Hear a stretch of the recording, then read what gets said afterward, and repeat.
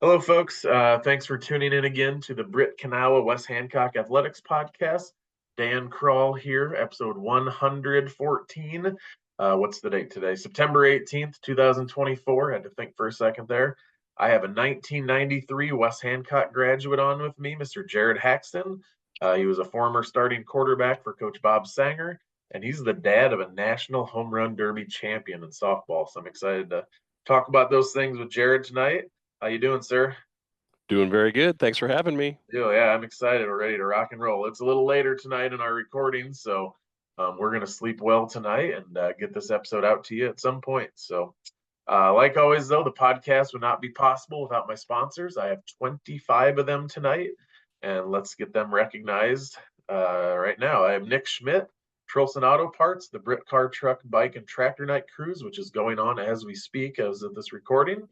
Mojo Productions, Daniels Auto Collision in Charles City, Swenson's Hardware, Jeff and Becky Nielsen, Kelly Real Estate, Carty Care Transportation LLC in Kanawha, the Kanawha Community Home, Deemer Realty, Stevens Realty, Lehman Family Dental in Clear Lake, Zach Schlugger, the Britt Vet Clinic, White Barn Picket Fence now in Britt, Katie Salon and Tanning in Titonka, Carlson Drainage, and KT Facilitation owned by Carrie Terhark. I also have some lifetime sponsors that gave $400, and they're on every episode from here on out. That's Levi Don Trucking, Window World in Mason City, Doug and Kathy Zool, Pritchard's Auto, Ewing Funeral Home and Monument Company, and Triple B's Food Trucks owned by Brett Kozlerich. And then I actually have a new one. I said it in the original sponsors, but this guy just in the last day or so has become a lifetime sponsor, and that's John Swenson of Swenson's Hardware. So I'd like to thank them for giving that $400 to the Sanger Legacy Fund, along with those other lifetime sponsors. They get in all my episodes, whatever I'm doing, no matter what, they're in. So, like always, the Sanger Legacy Fund is used to help the communities of Britt, Kanawha, and then the West Hancock School District. I'm going to share my screen here real quick. I shared this the other day on Facebook. Um, Money raised in the past several years has gone to all these things: the hobo run timing system, scholarships, the activities display board we're getting up and running, golf cart shed project. Every time we win a state title, we help with plaques and awards. The youth baseball softball fields have gotten updates thanks to the fund. Awards for speech students. I always like to remind people we don't just provide for sports, it's for everything. The West Hancock Hall of Fame was a couple weeks ago now, and we had a great time that night. And then new basketballs for the youth league, among other things. This is just all I could fit on this graphic, and I'm not a real techie guy. So if you want to give to the Sanger Legacy Fund, go to sangerstrong.com. If you want to sponsor the podcast, go ahead and send me a message, and we'll get that taken care of. And again, I have that lifetime sponsor option, so I will continue to bug you and badger you a couple times a year to see if you want to keep giving to the podcast. And speaking of this podcast, I was telling Jarod off air, I always give a little background to my guest, how this thing started, where it's gone, how it's, throughout these almost 4 years. This is episode 114, but I have been thinking, I hate to use the word endpoint to the podcast, but I do want to have a plan for my time. This is 114 episodes in. I've roughly been doing these every 2 to 3 weeks for 4 years. In the summer, I back it off to about once a month. My plan is to get to about episode 160 to 170, which is going to take me till about the end of 2025. And then my goal is to about every 5 to 6 weeks do another episode, just to kind of respect my time. My boys are getting older. They're getting in more activities. Jarod knows exactly what that's like, being busy with kids stuff going on all the time. Got a wife. School year gets hard and stressful. So we want to just back off a little bit, but I want to continue this because the money coming into the Sanger Legacy Fund is just awesome. I don't want that to ever stop per se, because we have so many big things we want to do with that fund and that money. And we're always looking for ways to give back. And I want to keep this going because it's a great fund, source of revenue for that fund. And I just love getting to know people like Jarod and other guests I've had, and building those connections with Britt, Kanawha, and West Hancock people. So, and I still plan on doing playoff football episodes. That's always my plan. Those are a lot of fun with Jay and Kevin and BC Moore. I can't imagine not doing those anymore. So that's my plan. Reach out to me if you have any questions or you want to sponsor the podcast. Real quick here, way back when segment, 50 episodes ago, I talked to Dr. Spirit Don Hiscocks in episode 64, and 100 episodes ago, one of the Brittest men you'll ever meet, Chad Trulson in episode 14. So just talked to Chad on the phone the other day, driving back from somewhere, and talked a lot of West Hancock football like always. So, all right, enough of me talking. Let's get it rolling here with Jarod Haxton. Again, a 1993 West Hancock graduate. His sister Jolene, I consider her the 9th best worker in Mark's Pizza history in the year 1993. Congratulations to Jolene on her award I just made up. So, all right, She was Jarod. only ninth best. I was being generous. I'm just trying to make her feel good out there. Yeah, I appreciate that. Yeah, she'll appreciate this too. All right, tell us where you are these days, what you're doing, job, family, what's keeping you busy. You bet. So my family and we live in Johnston, Iowa, just a northwest suburb of the Des Moines area. My wife and I have been married for 19 years, and we both work for John Deere Financial here in the area. So we've lived in the area for 20 plus years. We have 3 girls. Our oldest, Kendall, is a junior in high school at Johnston High School. And then we have twin daughters that are freshmen in high school here at Johnson. So they're in the Johnson Middle School, but freshmen in the school district. All 3 girls super active in many activities. All 3 girls play softball. 2 of the girls play volleyball. 1 girl plays basketball. All 3 girls are busy in show choir. So my wife and I are always busy moving around and trying to keep up with kids' activities. Sometimes we have to divide and conquer, and one of us goes one direction with one kid, the other parent goes another direction with a different kid. So my 3 girls have kept me my wife and I have kept us both very busy for the last 16 years. So I'm just more grateful by the day that I have twins, and they're always in the same activities for the most part. That's a little bit easier on our end, that's for sure. Your wife, you said you've been married for almost 20 years. Did you meet her at work? Is she local to the Britt area? Where's she from? So yeah, we met through John Deere. She grew up in Delaware, Delaware State. So I met her when I lived down in the Atlanta area. I was John Deere moved me to the Atlanta area in the late '90s after I graduated from Central College. That's where we first met, and then we kind of reconnected in the early 2000s. And started dating. So we kind of met through John Deere, and we got married in 2005. So yeah, we said we've been married for 19 years now. So Nice. so she is an Iowa captive, not an Iowa native. So Do you ever get out to Delaware much? we used to a whole lot more when the girls were younger. When there weren't so many activities, we'd go out there, at least once or twice a year. But it's been a long time since we've been out there. It's a lot easier for her mom, grandma, to come this direction, and it's a little more cost effective when there's just one plane ticket instead of 5 plane tickets to go the other direction. So. No kidding. Where would you normally stop on your way to Delaware? Could you get a direct flight there? So for every once in a while, you could fly direct from Des Moines to Philadelphia, but normally you'd go out of Des Moines through one of the hubs into Philadelphia, and then it's about an hour plus drive from Philadelphia down to Dover, Delaware, where her mom was located, and that's where Jen grew up. So nice. All right. Let's get rolling here. We're going to talk some West Hancock football, one of our favorite hot topics on the podcast. Some other sports that you played, golf, basketball, and baseball, excelled in all those. And then we're going to talk some little league softball and some home run derby stuff. It'll be a lot of fun. So let's start with football.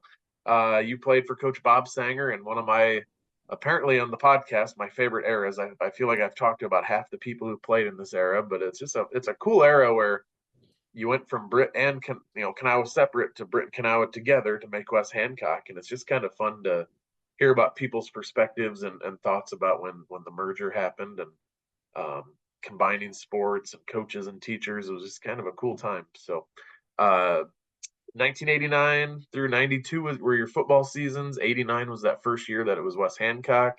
We went 6-2, losing to Osage and Forest City in 2 close games. 1990, your sophomore year, 7-2, lost in the first round to North Iowa, lost to Garner in the regular season. Otherwise, hardly got scored upon that season. Mm-hmm.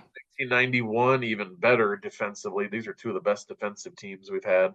8-1, ran through the regular season and then lost to Garner in the first round, which was essentially the state championship game that year. And the 92 year senior season was an interesting year to say the least because we went from conference football to district football. So you guys were the last conference champions in 91, and then we're the first team to play in district play in 92. But you kind of ran into a buzzsaw that senior year. We'll get to that in a little bit. But you were 29-8 overall in your 4 years. The varsity teams were 2 conference titles, 90 and 91. Both first round playoff losses in those seasons. Played with some studs though. Scott Van Duzendorp, Travis Hagen, Rick Sanger, Chad Trulson are just some of those podcast alums I mentioned that I've talked to a lot of you guys. What do you remember playing coming into high school? Brand new setup, Britt and Kanawha together, and then all your activities and teachers. How was that molding Britt and Kanawha together? Yeah, I mean, obviously, for me growing up in Britt, watching first Britt football and then it became West Hancock football. But I mean, that was something as a kid that watching Friday night football, that's what you wanted to become a part of as you were a kid, and going to Friday night football games and seeing the Tony Boothroyds and the Joel Jurdies and all those kids that were part of uh, state qualifiers and teams that made it to state championship games. Kevin Sanger, so seeing those teams that Coach Sanger and Coach Perkins and everybody led in the years before, as we came through junior high and getting ready for your freshman year of high school football, you were excited and you wanted to be a part of that program, and you were anticipating the opportunity to become, looking forward to being part of varsity football, maybe your sophomore year or whatever. I mean, you know, I knew as a freshman that, I wasn't going to be a varsity performer or anything like that, because there's tons of older athletes and stuff. But you kind of recapped it. I mean, you look back to my freshman year, which was the first year that West Hancock came together, and you know, you take out those 2 early season losses, close losses to Osage and Forest City that really kind of derailed a season. Unfortunately, I mean, they played really strong football all year long, and you take away those 2 close losses at the beginning of the year, and that's what kept them out of the playoffs that first year, unfortunately. Yep. Yeah, and nowadays you can survive a loss or 2 in the regular season, still sneak into the playoffs. If you had some injuries earlier in the year, you're healthy by, Yep. playoff time, you can make a run. But back then it was, week 2, week 3 lost. It was it. Like you didn't Yep. have It much to was play for when playoff wise. I mean, when the number of teams in the class, I mean, because at that point in time, I think we were a 2A team, Yep. and I think it was only 16 teams per class made the playoffs at that point in time. So losing those two season, 2 early season games, I'm guessing, I don't have the stats, but I bet you we were still pretty close to almost making the playoffs by the time we got to the end of the regular season, but probably Yeah. just missed out. And the thing is, the teams we lost to, I'm pretty confident were 3A schools back then. So Yep. losing to that's why district play had to come into play. And some Yep. people hated it because they're like, "Oh, you're going to lose on the rivalries that we've had for years." But I was like, but the goal is postseason success. And if you're a 1A school having to play 3A schools in the regular season, and it affects your 1A playoff status, how does that Yep. make any sense? Same for the I mean, 3A schools. Sometimes they'd get penalized for beating a 1A school. It would like cost them yep. playoff points towards, getting in. So it was just, it was the different. state the state did the best they could for the longest time trying to manage all that. But I mean, eventually they had to move to district football, which they did there the fall of Yeah. '92, which we'll get to that eventually. But Yeah. yeah, I don't remember. I mean, I guess for my freshman year, bringing Kanawha and Britt together to form West Hancock, I mean, I thought overall the whole process went very smoothly for football. I mean, I don't remember any major issues. I thought, West Hancock coming together. My memories were a very smooth process of how that all went back in the day. So Yeah. And, I've thought about this a little bit too. winning helps. Winning is kind of bridges people together. So like, let's say Britt was not a winning football program. We go 2-7 every year. Kanawha comes in and there's going to be like, well, oh well, whoop-de-doo. But, we're coming off of semifinalists and runner-up, in the last, that decade in the 80s. And so, it stinks for a school or a town to lose maybe their identity or lose their school a little bit. But when you're coming into a winning situation, it helps a little bit, I would imagine. Do you remember that talk at all? Anybody bringing up like, this is actually only going to help us per se?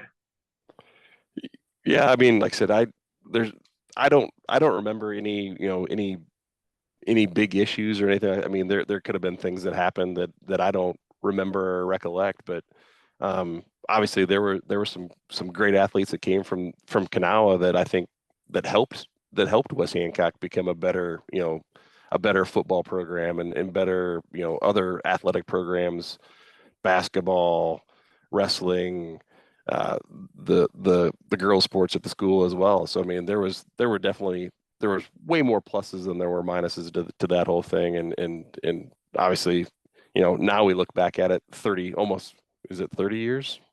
Yeah, Yep, it's over 30 years now, right? yep, 32 years. And now it's kind of just second nature. I mean, it's it seems like it's been there forever, but it's only 30 years, so Yeah. Yeah. I had your senior year in mind. Your senior year was 32 years ago, but when Wes Hancock, that's 30. 35 years ago. That's Yep. yeah. So I mean, I was three at the time, so I never knew any different. Like we just knew the middle schools in Kanawha. That's how it's always been, but it wasn't always that way. So You jumped on the bus and took that 11-mile drive. yeah. Oh, and that was some of my favorite memories growing up was that 11-mile drive. You switched bus drivers halfway through, so you have some downtime on the side of the road, and nothing great happens sometimes from that. So let's I'm sure there were some antics in there somewhere. oh yeah, different podcast, different time, but the police had to escort kids follow the bus the following year after my 8th grade year because of us. So too many Mrs. Bowman's note cards getting thrown around out in the open. So Another podcast, another yeah, episode. yep. Sue Wood and Kurt DeVore are going to do a podcast with me January of next year, and they'll remember some of our stuff, I'm sure. But let's jump into your senior year. You guys started with a 55-14 win over Manson Northwest Webster at home. Um, Refresh everyone's memories here. Did you get the quarterback starting nod week one? Did you Yep. get it mid-year? Did you play a little bit your junior year? Get some reps? Yeah, so Kevin Eisman was the quarterback a year older than me, and Kevin obviously outstanding quarterback and obviously still a very big part of the program at West Hancock. So Kevin was a starting quarterback. I mean, he started some as his freshman year, I think, and then is his sophomore, junior, and senior year. So I was his backup. My junior year, my sophomore year. So the fall of '92 was my first year to be a starter. So I got to start that Manson Northwest Webster game in the first game there, the fall of 1992. Yeah. So What do that you was remember? my first start. So What do you remember about that first night being the guy? Was there some nerves, just excitement? a lot of excitement. I mean, obviously you hoped that things would go well, and obviously based on the score, things went very well that night. Uh, it was kind of I think that night I ended up returning a punt for a touchdown, which that was I think the only punt that I ever returned for a touchdown that whole season. But it was just it was a fun night for the entire team to kind of show the people in town what we were about, and obviously coming off the year before, that team the year before, it's unfortunate that we were 10 miles away from Garner, Yeah. and we were matched up with Garner in the first round of the playoffs, which I think, again, we talk about how the state does football qualifying and football playoffs. Now things would have been done if the situation was now, things would have been done a lot differently. Like Garner and Britt, or West Hancock would have went different directions. They would have split us and sent us different directions and not paired us in the first round. But Put but us the in team Duncan. my junior year, the team my junior year, I mean that team was loaded with talent. And unfortunately, maybe it was the second, based on who won the state championship, maybe we were the second best team in the state in Class 2A. Maybe we were the best team in the state in Class 2A. Just, Yeah. I mean, the state champion, we throttled 4 weeks prior at home, 29-6 on our home field, and it just unfortunately we got beat in the first round of the playoffs in a night where it didn't go our way, and they beat us by a touchdown. So Yeah. Yeah. That's that still to this day, I know, a tough pill to swallow for a lot. So yep, you guys ran into, like I said earlier, a buzzsaw in week 2 though. North Fayette, which is weird. Like in the past, you'd play one non-conference game, and we always played Rockford. yep, We had played Rockford every week 1 game from like it was like 1958 to 1991, and then all of a sudden it's like Manson, Northwest Webster, and North Fayette was yep, our 2 non-conference, non-district games. We lost a 7-0 road suffered a 7-0 road loss there. What do you remember? How did they score that one lone touchdown? Do you remember what part of the game it was in, and how close were we to scoring? it was a what I do. I mean, it was a long bus drive. It was a long trip for us to get there. Um, you know, I can't remember if it was 2 hours, 2.5 hours, 3 hours. I mean, it was. I think North Fayette is on the far side of on the east side of Cedar Falls, and just a slobber knocker of a game. We had opportunities that I think there was one point in the game where I think on a bootleg play, I was going towards the end zone, and the ball got hit out from getting knocked out of my arm from behind and rolled through the end zone and out the back of the end zone for a touchback. So I mean, we had our opportunities where we could have scored, and unfortunately it didn't work out. So 7-0 game, super tight game. At that point in time, it was a disappointing loss, but we didn't know probably how good North Fayette was at that point in time. We knew they were a really good team, but we didn't know how good of a team they were at that point in time until we got to the end of the year. When we gave North Fayette their 2 closest games of the entire season. Yeah, counting the state championship game. Yep. Yep. District play, first ever district game. Go to Clarion Goldfield, win that 27-6. 21-0 win at home against Belmont, and then a 35-12 home win against Osage, which beating Osage, traditionally has not been an easy feat for our program. They've always been a bigger school, but at this point we're on a 3-game win streak against the Green Devils. And then we had to go to Emmitsburg. So, if you're a high school football traditionalist, in one season, if you have to go to North Fayette and Emmitsburg, that's a tough schedule, regardless of what else is on your schedule. We lost that game 12-7. Again, this podcast, the success we've had in football, especially in other sports, we end up talking about the losses more than the wins mostly, it seems like. What do you remember about that 12-7 loss to Emmitsburg? And again, what kind of chances did you guys have to win that? Well, so again, so Emmitsburg shows up on the schedule. So that's a traditional football power from our area of the state, where West Hancock, up until that point in time, I don't know if we'd ever played Emmitsburg in football. I think Nope. that was probably our first meeting with them, right? Yeah, we'd played Emmitsburg St. Mary's in like 1922, but yeah, that doesn't count. But that's Yeah. literally the closest we've been to playing Emmitsburg. Yep. So again, a super close game where we had our opportunities, we had our chances, and unfortunately, the night didn't go the way we wanted it to go, and we lost a super tight game, which ultimately that cost us the district title then too. Emmitsburg, I think, went on to win the district title then because they won that close game on their home field that night. But middle of the season, we're starting to, our team was starting to kind of figure out what we were about and what we were capable of. And, it stunk that, we're now sitting at 4-2 after losing that game, but we also knew that we needed to right the ship and we needed to win out in order to make sure that we could get ourselves into the playoffs at that point in time. And we needed to we couldn't dwell on that loss. We needed to move forward and keep going. So Yep. And yeah, you had 3 games to do that. You had to win out these last 3 games. 15-0 win at home against Eagle Grove, 7-3 at Garner, a win there, and then a home win against North Iowa, 15-9. So 15 points, 4 points, and 6 points. You guys got it done, but barely. it was tough. It was In the tough. Like era the we're used to now, where like we have 2 close games a season, and the other 5 or 6 are, we're putting up 50 or 60 sometimes. They were slugfest. I mean, we scored 210 points on the season, giving up 80. Again, we're used to 500-600 points in a season right now. So it was just a different brand of football per se, but it's still the like West Hancock football.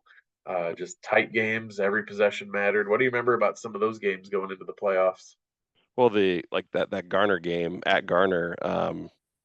Unfortunately, that was a night where we had a really tough time running the football, and I think that was a night where we threw the football way more than we normally do. I think I may have had like 20 some attempts in the game.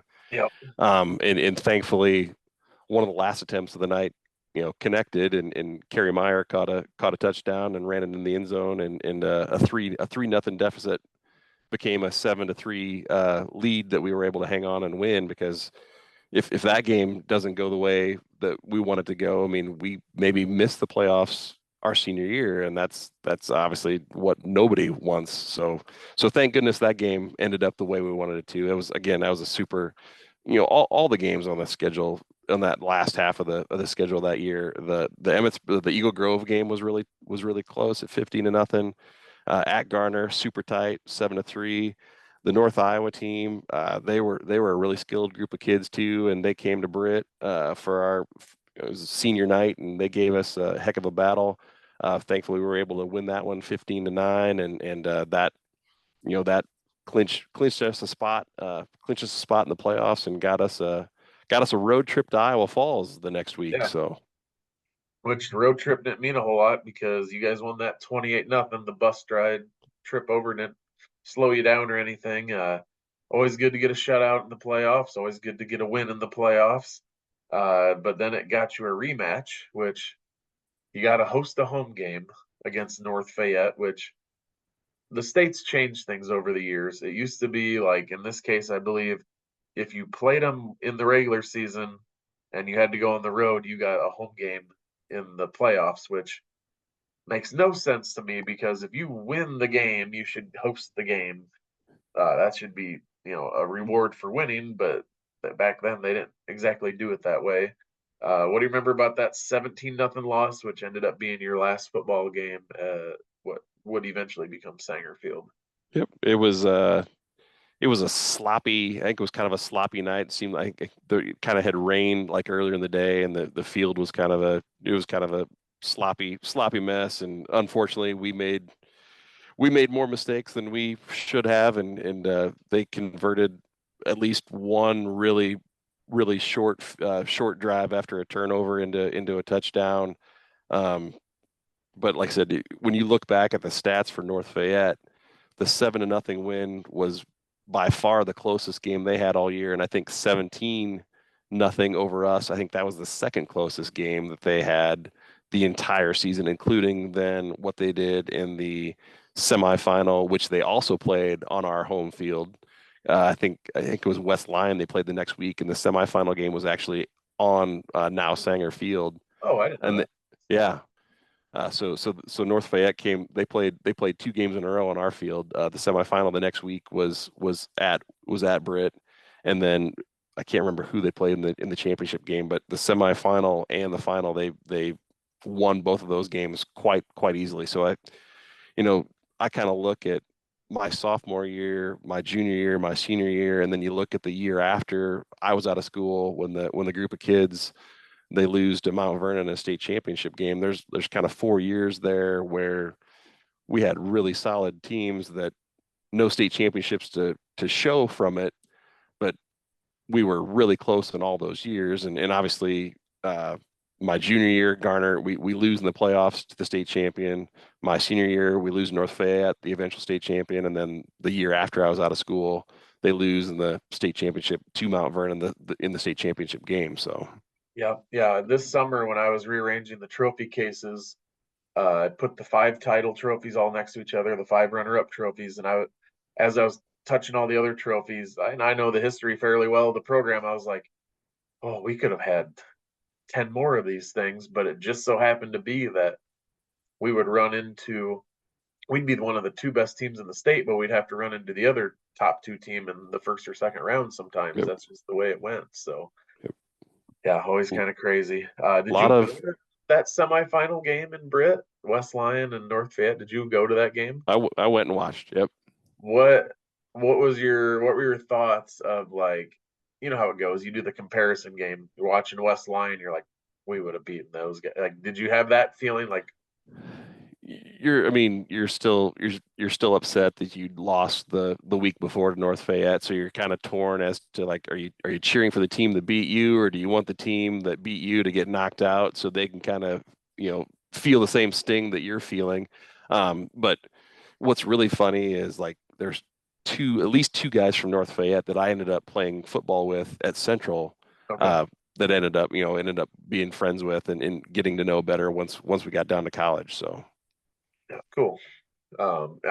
Flash forward 10 years to my sophomore year, we lost to Dyke New Hartford in the Dome. They were a pass heavy team, we're run heavy.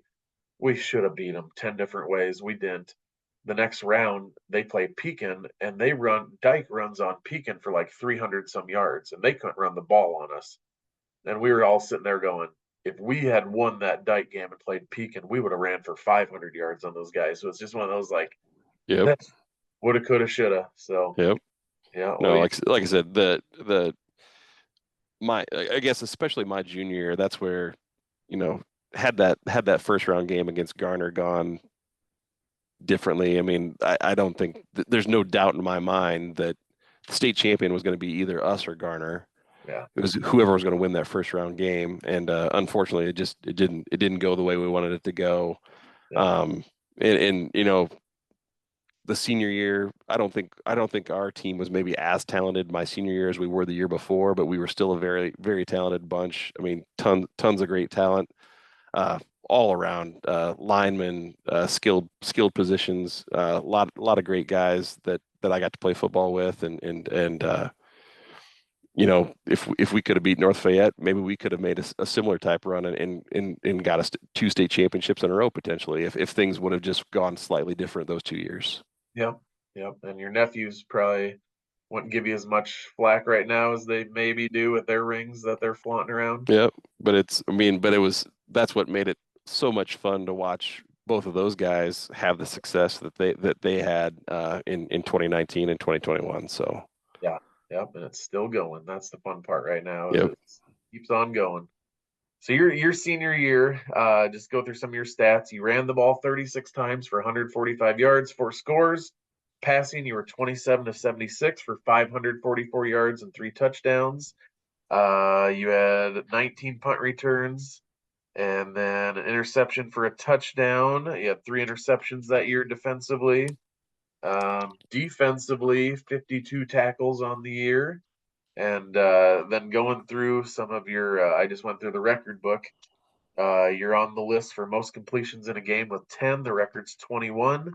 Most pass completions in a season, you're on there at 27. The record is 70, so you're in that top like 15. Hmm. Most passing yards in a game, you're 4th with 206. Jim Deemer has the top 3, so it goes Deemer, Haxton. And most passing yards in a season, you're on the top 10 to 12 list there with your 544. Just below Kevin Eisman at 565. Thought that was kind of cool. Hmm. And most passing yards in a career, your 1 season at quarterback puts you in the, let me see, I got to count 4, 6, 8, 10, 12, 14, 17th place all time, which, a lot of these guys got a couple seasons to accumulate those stats. You had the 1. So, um, a lot, just how it is at West Hancock, where you got to wait your turn sometimes because there was Yep. depth at every position. So, Longest touchdown pass. You connected on a 63-yard touchdown throw against Osage to Brian Aitchison. So that puts you on that list as well in the record book. So it's kind of fun to look at that and see where you stack up with some of the That others. was a fun play. We're getting to throw it over the top and watching Brian run underneath that one and taking that one to the house against Osage. So they didn't see that one coming. So Yeah. And typical back then, it was run, run, run, run, run, run, run, and then all of a sudden, oh crap, they just threw it. yep, And it was the old 245 dive pass, and they thought Kerry Meyer was coming at him, and nope, Kerry Meyer doesn't have the ball, and it just got zip over the top, and that was a great play. what can you say about Coach Sanger, Coach Perkins, your teammates? Go ahead and talk about some of those guys that helped you in those years. I mean, obviously, playing for Coach Sanger, Coach Perkins, Coach Rang, Coach Evans. I mean, those were the four main coaches when I was playing football those 4 years. Tons of great memories and tons of great experiences. I mean, I playing JV football my freshman and sophomore year with Coach Rang and Coach Evans. I loved those Monday night games with those coaches. So my sophomore year, our group we went undefeated. We went undefeated as sophomores playing JV football. Had a big game against Garner. That I think that was the big game our sophomore year, and we beat Garner. I think the game was at our place, but I just remember being with those two coaches and all of the guys in my class that played football all 4 years coming through. Tons of great athletes and the fun that we had. Obviously, Coach Sanger, Coach Perkins, both institutions. I mean, a lot of what I do, like coaching softball with my daughters, are things that I remember, things that I take away from what I learned from those guys and how they taught us how to be athletes and how to be gentlemen and how to do things the right way as we were growing up. So tons of great memories from the early 90s being part of the high school football program at West Hancock. So Good. Did Coach Timmerman and Mr. Grangenet also referee JV games when you were in school still?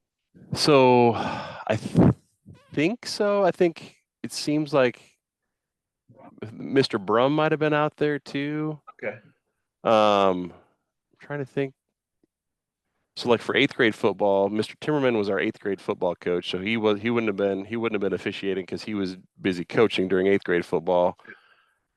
But yeah, I can't remember who for sure did the.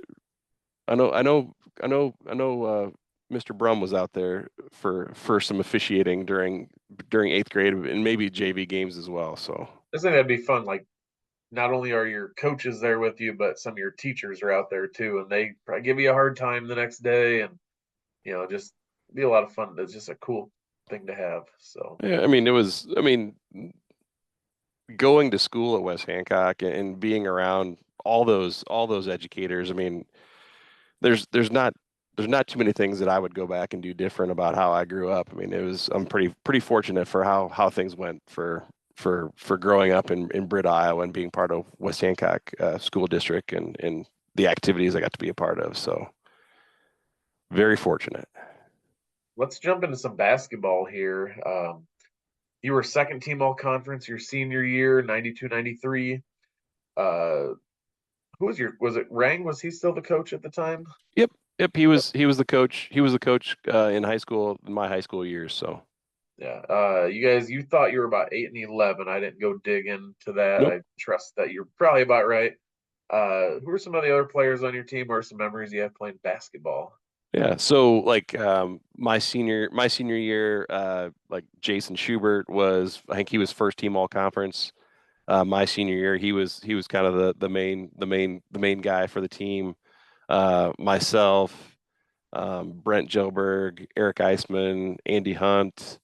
Um, we had a couple, Randy Lamfers, Mark Verberge, Jesse DeWar, Jay Johnson. That was probably like the main folks that played the varsity minutes towards the end of the our varsity season my senior year. So Were you guys a run and gun to just slow down and run sets? What kind of play did you do? I wouldn't say we were a run and gun. I mean, West Hancock basketball obviously had a lot more success after I was out of school. Like when was it? Did they go to 3 state tournaments in a row in the? 2015, 16, and 17. Yep. In my playing days, we never got close to anything like that. So I wish we would have. So Talk about Coach Rang a little bit. I need to get him on the podcast one of these days. He's one I've been thinking about. Talk about his coaching style and some memories you have. yeah, like I said, obviously had him for both football and for basketball. I mean, great coach, great guy. I mean, I think I appreciate how he pushed us and made me a better athlete, better basketball player, better football player. I wish that on the basketball front, I wish we would have had more success my junior and senior year in basketball than we did. But like I said, basketball at that point in time, West Hancock just wasn't a strong basketball program, unfortunately. And my junior year, the senior class, we had a lot of injuries that kind of probably derailed what could have been maybe a better season. So the record my junior year wasn't very good. But I think it was Coach Drake was the assistant coach. So Yep. Coach Rang and Coach Drake were the two coaches like my junior and senior year. And like I said, I enjoyed playing for both of those coaches. Just wish we would have had more success as a program, but uh, unfortunately, it didn't work out that way. And but still went out on Tuesday nights and Friday nights and gave it the best that we had. So Yep. And the thing I always like to point out is the stands were still full. Uh, Football stands are packed. Nowadays, live stream, tons of people watching, stands are mostly packed. Back then, yeah, 8 and 11 season, but guess what? The gym was full. yep. Um, whether it was home or away most of the time. When I played for Coach Drake in the early 2000s, we could go to Osage on a Tuesday night, and there's a lot of people there from Britt and Kanawha. I always thought that was pretty neat that we had that support, um, regardless of the sport, regardless of the level of success or not. So One of the highlights for my senior year was we beat Forest City in basketball in Britt, which was a big win for us. So beating Forest City in basketball at any point in time was a good win. So we knocked them off at home. Unfortunately, about a month later, when we went up to their place, they returned the favor and then some. They may have thumped us by about 30 when we went up to Forest City. So they got us back, but we did beat them my senior year, so they can't take that away. yeah, I can relate. We didn't beat them, but one year, I think it was my senior year, with the first game we lost by maybe 10, but we had it in single digits for a while, and we were like, hey, we feel pretty good about this. And then someone goes, ooh, I am not wanting to play them the next time though. And yeah, they beat us by probably 30 that game. We're like, yeah, there's the reality kicking in. So Yeah. yeah. Baseball, you played every year, but your junior season, you guys were co-conference champs your sophomore year. We mentioned Coach Timmerman. Just saw him at the Hall of Fame event the other night, helping induct Mark Stevenson. What can you say about Coach Timmerman and playing baseball? Yeah, so I think Coach Timmerman may have been like the head coach, like maybe up through my eighth grade year, and then it was actually Kevin Ziesman took Oh over yeah, the baseball program like my freshman and sophomore year. So I think he was maybe the baseball coach for Kanawha. So when West Hancock formed, he was the baseball coach my freshman and sophomore year for that's right. baseball. So he was the head coach when we were the co-conference champs as a sophomore. And then I'm guessing that he moved on to a college job. In my junior year, that's when Coach Sickles came in and he took over as the head coach for baseball my junior year. But that summer, I had Boys State going on. I had a week at Business Horizons down at Drake already planned. I had a couple of weeks where I knew that I wasn't going to be available for baseball, and so I ended up deciding not to go out for baseball. 2020 hindsight, I wish I probably should have still gone out anyways, but I didn't. Um, so didn't play baseball my junior year, but then my senior year I went back out and got to rejoin my classmates and play 1 year for Coach Sickles, which uh, we had a decent year my senior year. I mean, again, we weren't, West Hancock wasn't a baseball power, uh, not like West Hancock is in football, unfortunately. But we had some good success during those years. But the best was probably that sophomore year when we were co-conference champs. So I got to go back to basketball here real quick. oh, no problem. Well, could you just stand there and watch Nate Scher shoot free throws all day long? Was that the highlight of your It was always fun junior season? playing. It was always fun playing with the nature boy, Nate Scher. He called me the other night on his way to Britt. They were going to see his mom in Kanawha, and they stopped at that St. Ansgar football game. And he talked to me for about an hour before the game, and then called me after the game. And he's one of the best people. He's a great guy. I mean, that like one of the great things about Britt and Kanawha coming together to form West Hancock was getting to meet, like, I would have never known who Nate Scher was if Britt and Kanawha wouldn't have come together, right? Yeah. Would have never probably met Nate in his brothers and the rest of his family. So, but yeah, Nate was great. Got to play basketball with Chuck Christians. Yep. He was in the same class as Nate, so there was a lot of basketball talent that came from the Kanawha part of West Hancock when the two towns came together. Yeah, I've seen some footage of Nate shooting that ball, and I was like, Silky Sure, Nasty Nate, whatever you want to call him. So Yep. I forgot that I had to throw that in. I couldn't Eh, have Nate here. So not a problem. and then you played some golf, made it to districts your junior season, placed second as a team your senior year, I believe at conference. Yep. And who beat you that year at conference?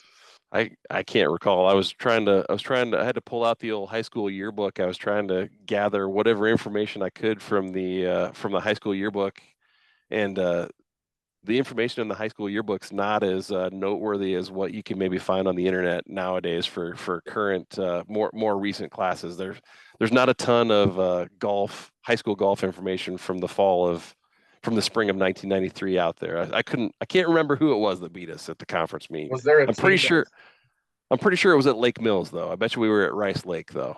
was there a team that was traditionally good throughout then, or was it just depend on the year? And There was a lot of decent golf teams. Just kind of remembering who we played you basically played all of them in a dual meet, as you played all seven others from the conference at that point in time, because it was just the North Iowa Conference, just the conference of the kind of the original eight before. What is it? The top of Iowa Conference? Is that what top of Iowa. West Hancock is part of now? So And there's like 327 schools in the conference. yeah, There's I thought there was at least 200, but now there's yeah. Oh 327. my So gosh, I have to. It's been almost 10 years, and I still have to stop and go. Is that a conference school, or just yeah? So it all blurs together anymore. There's a lot of them. How'd you do individually as a golfer? So I was like probably my sophomore, junior, and senior year. I was probably like always like the 5, 6 golfer on the varsity. Yeah, I don't think, maybe I made it to like the number 4 spot, but like I was never the 1, 2, or the 3. I was always like the 5, 6, and every once in a while I would shoot a round that would score. But if my round was one that we'd have to count, it was probably because somebody above me didn't have as good a day as they should have, and we had to take my score. So couple back, OBs. Yeah, yeah, back then, like if I was playing, bogey golf, or if I shot like a 44 or something like that for high school on our par 9 course, I was like, yeah, 44 is pretty good for this guy. yeah, yep. I'm the golf coach down here, and we're getting better and better. But some days I have to take my 5 or 6 score, and then so I'll move that. It just depends on the day. You just never know how it's going to go. Was Mr. G, your coach? Yep. Yep. Coach Grangenet was the coach, I think, all 4 years of high school golf. So it was fun playing for him and fun being part of his program all those years. So Yeah, he's got a couple state championships under his belt, 81 and 86 between the boys and the girls. And um, just like any of our sports, most of our sports, we got titles to our names. So it's fun to be able to play for those coaches. Uh, exactly. your sister, again, the ninth best employee of 93 at Mark's Pizza. I'm just making up a year. I don't know if she worked there in 93, but how many free pizzas did you get out of your sister from Mark's Pizza back in the day? Uh, I don't know if we ever got like a full pizza, but I bet you I probably got a slice or two here or there along the way. So it was always it was always a quality pizza. It was my favorite pizza growing up by far, and it wasn't even close. Yeah, I just talked to my mom today. I said we need to do a Mark's Pizza podcast episode. I know I typically stick to sports on here, but get her, Aaron Brown, Carrie Terhark, some of those people on there. Get my dad on there, and I bet you I could just sit here for 2 hours and just listen to them talk. Um, I bet you there's a story or two that they could all spin about something that happened at the restaurant or something that maybe there's stories that you don't even know that would come out on an episode like that. yeah, and a lot of them would include they wanted to murder me because I would annoy the crap out of them as a young boy that didn't know when to shut up and didn't know when to stop bouncing the basketball. And Verla Schmidt was about ready to strangle me a few times, that's for sure. But I gotta get Blanche Cheezick on that episode if we're gonna do it. Uh, she was one of the staples of that place for years. So, and your sister, which made it so fun over the years to watch her sons win those state championships in 2019 and 2021. I did a podcast with them with the other three state championship quarterbacks.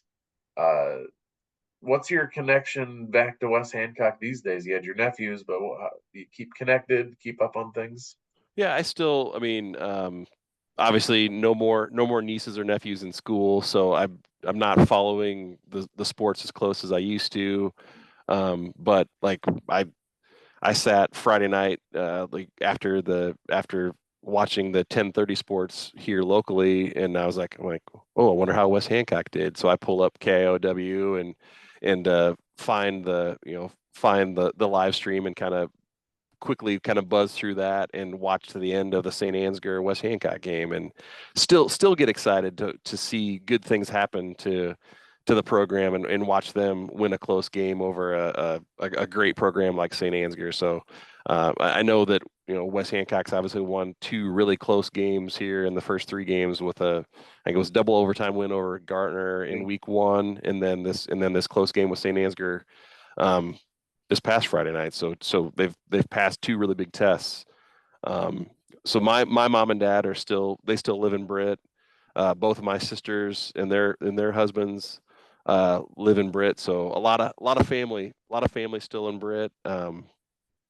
So we get up there every once in a while, but trying to keep up with a junior in high school and two freshmen in high school and all of their activities, club sports and everything else.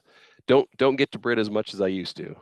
I don't know. The girls softball team up in Britt could use a little help right now. I think I got an idea for you. I'm sure your sisters and parents could help you find a nice little house up there, and there you go. So, It was funny.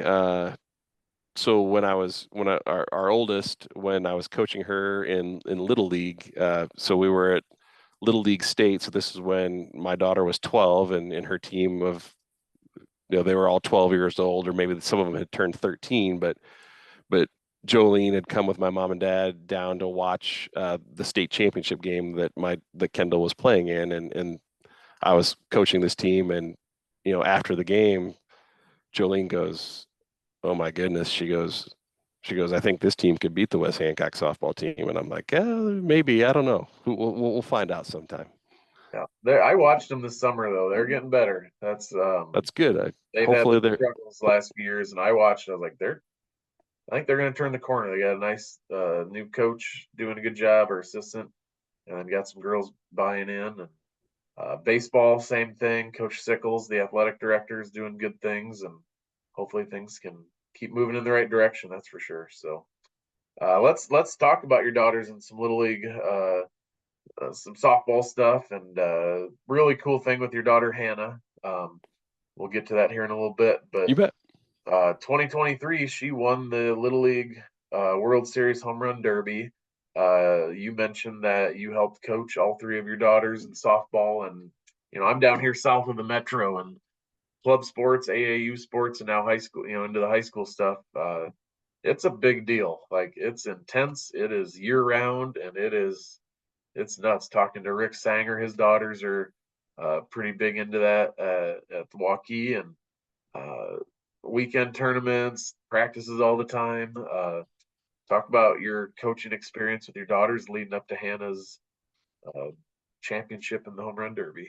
Yeah, what's really funny is I've coached more games against Rick Sanger in softball.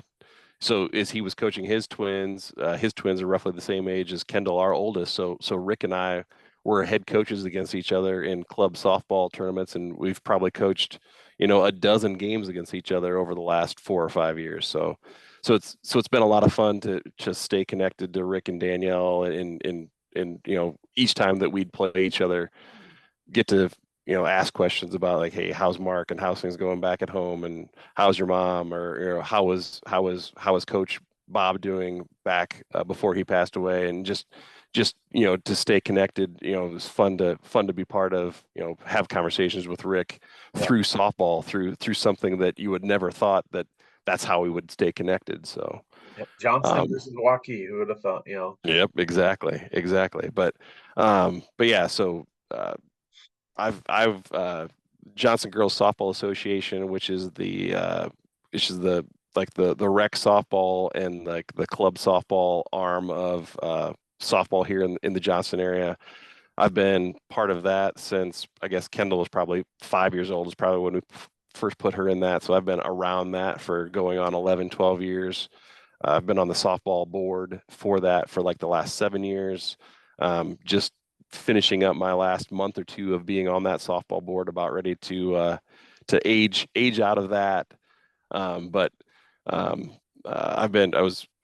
I picked up a head coaching job for Kendall and her group of girls, like when she was in basically 8U. So I was a head coach for 8U, 9U, 10U, 11U, 12U, and 13U for Kendall for softball. So her and this group of girls kind of got to help lead them for a number of years, and that was some great experiences, and we were playing softball all around the metro. We went to Iowa City for a tournament one time, did the little league thing. So we won the district title, the state title. We got to go to Indiana and play in the Central Regional the summer of 2021, and represent the state of Iowa at the Central Regional. Won a game. We were playing. So the games, when you play the Central Regional, you're playing on ESPN Plus. So Kendall and her teammates were playing. They played 3 games on ESPN Plus, which, I mean, it's crazy to think. I mean, somebody from Britt, Iowa, we didn't have opportunities like that growing up, but it's crazy. You know, Johnston kids playing games on ESPN Plus, that family from all around the country could tune into ESPN Plus and watch Kendall and her teammates play softball. So got to be a head coach for that and that whole experience. But then as she kind of got into high school and got more involved in high school sports, that's when I kind of took a step back from head coaching her, which then allowed me to kind of help out more with my other the twins, their softball teams, and they played on 2 different teams. So I've kind of been able to help assistant coach both of their teams at different times coming up through. So it's just fun to be involved and active and be around them with softball and in their other activities that they're a part of. How many games does, like, so you're the 9U team you coach? How many games do you play in a year with a group like that? Yeah, so like probably close to 50. So like maybe you'd get like 20 games in the fall season, and then you'd get like another 30 games in like in the spring season. So like a group of girls would have like 50 competitive club games, but then if they were playing a rec softball, they'd have even more games. They'd have rec softball on top of that. So then they're talking like 60 plus games then Yeah. that group of girls would be playing in the course of the year when they were 9, 10, 11, and 12. And the burnout factor, how many your girls made it to the high school level, it sounds like. How many of those girls don't make it to the high school? Is there just we There's play for fun when we're at this age, but there's no goal of going to the high school level? Is it just it's kind of half and half. I mean, obviously as like it seems like as you kind of go through 12U and 13U, like they stay together real, this like through 7th and 8th grade, they're together and everybody's staying together and still doing it. But then like once you kind of get to the high school program, that's where you start to see girls like maybe start to make the decision that, you know what, uh, softball's not for me, or I'm not ready to make the commitment to the high school program and into a 3-hour practice and go all in. So that's where you start to see some attrition and some numbers kind of drop off a little bit. So Yep. Let's talk about Hannah here as we wrap this up. How did it you end bet. up being that she got to the Little League World Series Home Run Derby in Williamsport, Pennsylvania? So thankfully, she Johnston, we host a home run derby locally, and she actually won that as an 11-year-old and then again as a 12-year-old. So she won it 2 years in a row. So the way it works is if you win your local home run derby, then you submit the results, and then the way T-Mobile does it and Little League does it, they divide the country into half, and there's a Eastern regional and a Western regional. And Iowa is considered part of the West. So Hannah and I got to go to Seattle 2 years in a row, and she got to participate in the West Regional, which was at the home T-Mobile Park, which is home of the Seattle Mariners. So 2 years in a row, she got to do a home run derby contest on the field of the Seattle Mariners. Uh, the top four, there's 10 girls that are there, and the top four of those 10 girls then get moved on to the finals in Williamsport, which is where the Little League World Series for the 12-year-old boys is. So she finished in the top four both years. Her first year as an 11-year-old, when she made it to Williamsport, she got knocked out in the first round. She didn't do as well as she wanted to do. Great experience. My wife and I got to go with her and see, see everything that is done for those little league kids. And it's an amazing complex and park. And it was an awesome experience, but Hannah kind of set a goal for herself. Like she wanted to get back there the next year. And thankfully she was able to get through the West Regional, get it back to Williamsport the next year. And, thankfully she made it all the way to the championship round and hit 18 home runs in 2 minutes to beat the girl from North Carolina 18-17 to win the national title in August of 2023. So And what comes with that? A trophy and she got a nice trophy that is super sharp, but unfortunately it broke as we were flying it home. So we had to get that piece back together, which we did. So nice. How far is the fence in a Little League home run derby? What's the distance to hit one over? So they set it at 130 feet for softball. So I mean they want to see balls go over the fence. Yeah. So it's not a monster like most of your ballparks for club softball, the fence is set at like 200 feet.